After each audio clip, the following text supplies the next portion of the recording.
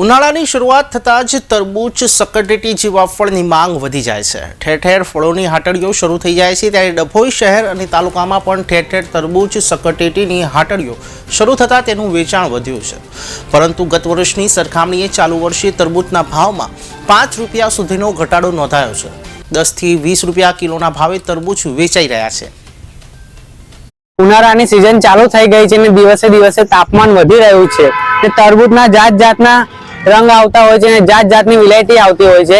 એમાં આ તરબૂચ અમે લાલ કલરનું લાવ્યા છે અને દિવસે પીળા કલરનું પણ આવે છે ને આ વર્ષ 10% બદલે 15% ભાવ થઈ ગયો છે ને ખેતરમાં ભાવ વધી રહ્યો છે તાપમાનના કારણે।